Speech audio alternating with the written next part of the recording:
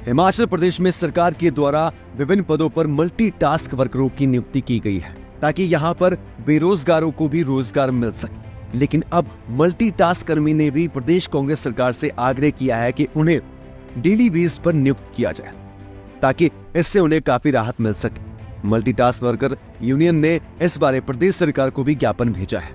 Multitask worker union के अध्यक्ष शेर सिंह ने बताया कि पूरे प्रदेश में हजारों मल्टीटास्क कर्मी कार्यरत हैं। उन्हें जो 4500 रुपए का मानदेय दिया जा रहा है, इससे उनका घर का खर्च बिल्कुल भी नहीं चल पा रहा है। 4500 वर्कर्स लगे हैं मल्टीटास्क वर्कर, तो हमारा मानदेय तो बहुत ही कम है 4500, जिससे हमारा घर का खर्चा भी नहीं चल रहा है।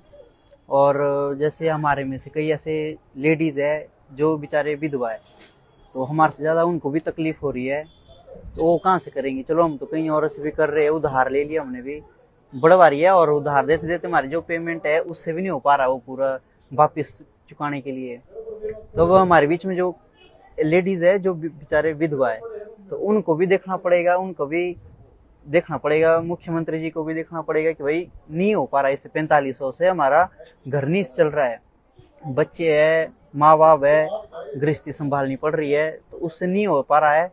तो मुख्यमंत्री जी से हम यही अपनी मांग रखते हैं कि हमारे को डेली वेज पर लाया जाए। अब हमारे बीच में कई ऐसे भी है जिसकी 42-43, अब तो 1-1.5 साल लगे हम, अब तो उनकी 45 एज भी हो गई, तो उनके बारे में भी सोचना पड़ेगा। अब उनको तो बेचारों को अब रेगुलर होने के लिए भी 10 साल, रेगुलर होने के लिए पेंशन के लिए भी रेगुलर 10 साल काम करना पड़ेगा फील्ड में, तभी उनको पेंशन के हकदार रहेंगे। अगर ऐसा ही चलता रहा तो चलो मानदेय भी हमारा कम है, अगर ऐसा ही चलता रहा तो फिर तो उनको ना पेंशन के वो हकदार रहेंगे बेचारे ना कुछ। तो हमारे मुख्यमंत्री जी से यही है डिमांड कि भाई हमारे को डेली वेज पर लाया जाए ताकि हम अपना घर परिवार सब संभाल सके। हमने देखो हमें 2022 से लगे हुए हम, तो उसमें हमें 4500 का मानदेय दिया जा रहा था, और 2023 में भी हमें सरकार ने एक जो 500 का मानदेय बढ़ाया था, वो आज तक मिला नहीं हमें।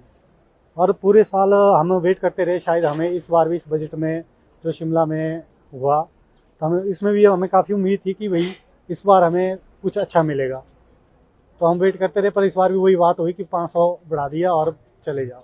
डिमांड हमारी है कि जब हम लगे हुए थे 4500 में लगे हुए थे, 5000 वर्कर लगे हुए, जितने भी हमारे हिमाचल में लगे हुए MTW लगे हुए हैं, तो उसमें हमें 8 घंटे की ड्यूटी कर रहे हैं हम, सुबह 9 से 5 बजे तक ड्यूटी कर रहे हैं।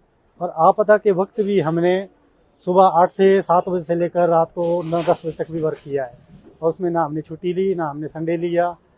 तो फिर भी हमें उम्मीद थी कि शायद हमें इतना वर्क करते हुए और हमें कुछ ना कुछ आज इस बार हमें जो अच्छी एक कम से कम, जो कि हमारे PWD मिनिस्टर साहब भी कहते थे कि इनका मानदेय बहुत कम है और कम से कम इनका जो है 300 रुपये होना चाहिए, तो हमें चाहते थे कि शायद हमें 350-350 तक मिल जाएगा, तो वो भी नहीं मिला।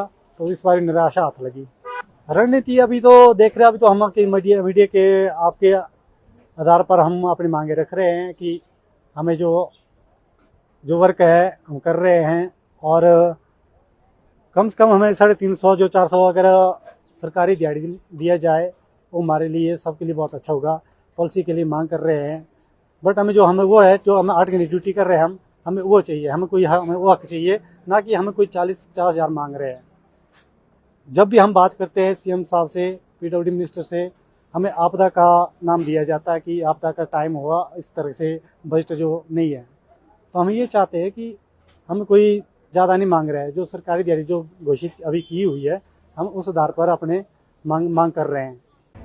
लाइफ टाइम्स टीवी के लिए कुल्लू से मनीष ठाकुर की रिपोर्ट। त्योहार की इस सुहानी सीजन में गोयल मोटर्स नेटवर्क की सोलन और शिमला स्थित नेक्सा शोरूम में पाए इंडिया की सबसे पसंदीदा गाड़ियों पर खास ऑफर। इग्निस, बिलेनो, फ्रॉन्स, जिम्नी और ग्रैंड विटारा जैसी शानदार गाड़ियों को खरीदने का साल का सबसे बेहतर वक्त। नेक्सा का खास ब्लैक एडिशन उपलब्ध है। सभी तरह की गाड़ियों से एक्सचेंज और अपग्रेड ऑफर भी। तो देर किस बात की, आज ही सोलन या शिमला में गोयल मोटर्स के नेक्सा शोरूम में पधारे और पाए कार खरीदारी का एक कभी ना भूलने वाला सुखद अनुभव।